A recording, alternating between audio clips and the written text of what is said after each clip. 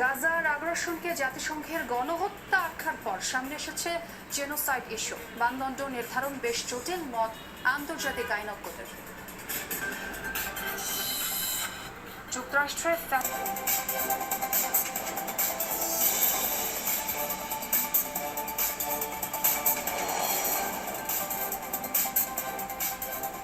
এতক্ষণ শিরোনাম দেখছিলেন, আপনাদের সঙ্গে আছে আমি ছোঁয়া খন্দকার।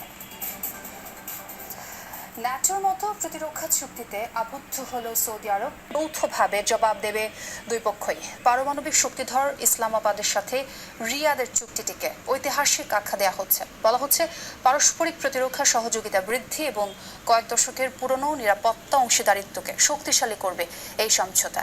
জাতীয় নিরাপত্তার স্বার্থে পাক সৌদি চুক্তি পর্যালোচনা করবে বলে জানিয়েছে ভারত।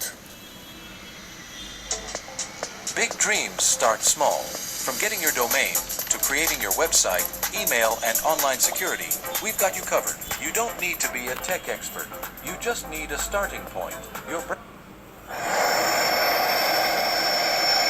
এভাবেই F-15 ফাইটার জেটের বহর দিয়ে সৌদি আরবের আকাশসীমায় স্বাগত জানানো হয় পাকিস্তানের প্রধানমন্ত্রী শেহবাজ শরীফকে।